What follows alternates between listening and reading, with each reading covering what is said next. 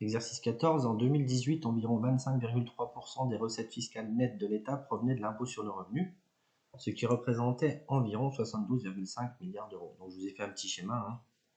Toutes les recettes fiscales constituent la population de référence, si on veut, recettes fiscales.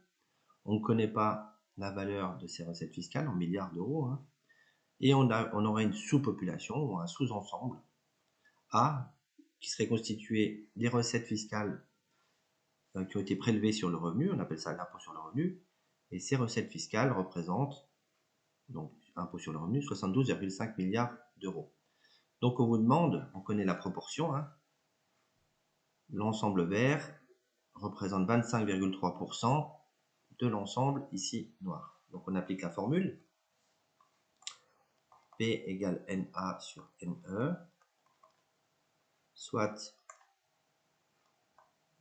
25,3%, alors soit vous le mettez en nombre à virgule, soit vous le laissez sous forme de pourcentage. NA, c'est le montant de l'impôt sur le revenu, 72,5 milliards, donc 72 milliards 500 millions, et on ne connaît pas NE. On applique la même méthode, NE égale 72 milliards 500 millions fois 100 divisé par 25,3. Alors on fait ce calcul, 72 milliards 500 millions fois 100 divisé par 25,3, ce qui donne quelque chose comme 286 milliards 561 millions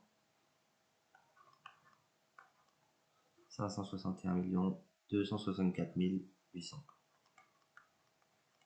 Donc, environ, on aura pu dire 286, on va donner une valeur qui correspond à l'énoncé puisqu'on a arrondi au milliard, on aurait pu écrire 286,5. Alors ici on aurait pu faire les calculs directement avec le nombre à virgule 72 milliards de la façon suivante.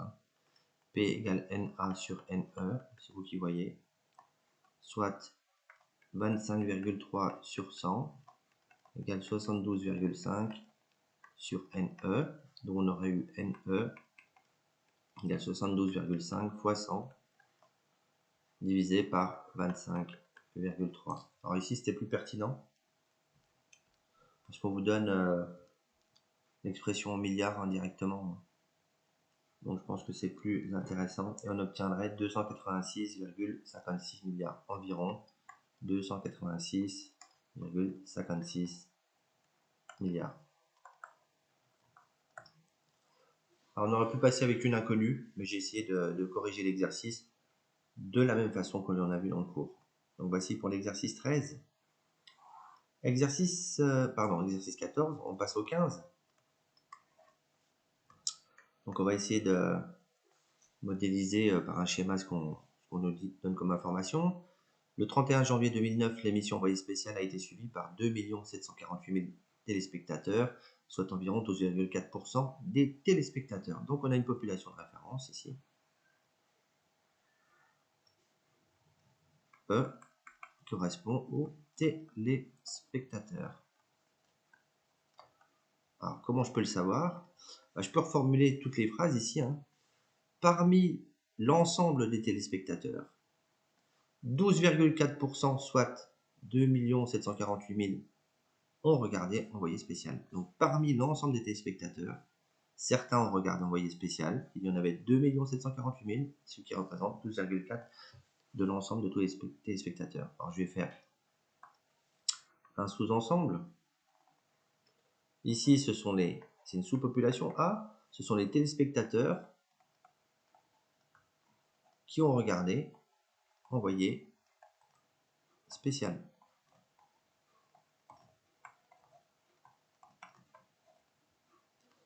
Voilà. On connaît le nombre de téléspectateurs qui ont regardé Envoyé spécial, 2 748 000. Et on connaît la proportion de A dans E. Par contre, on ne connaît pas le nombre de téléspectateurs. c'est ce qu'on va devoir chercher. Par contre, on vous donne comme indice la proportion de A dans E est égale à 12,4%. Eh bien, on va faire les calculs. P égale NA sur NE. Donc 12,4 sur 100, ou 0,124 si vous qui voyez, égale NA, on connaît, 2 748 000, sur NE, qu'on ne connaît pas. Donc, d'après l'égalité des produits en croix, ce produit en croix est égal à ce produit en croix, c'est la quatrième proportionnelle, on obtient NE égale 2 748 000 fois 100 divisé par 12,4. Donc 2 748 000 fois 100 divisé par 12,4. Ce qui fait 22 161 000 environ, hein, à l'unité près. Hein. Environ 22 161 290. Donc, personnes ont regardé, envoyé spécial.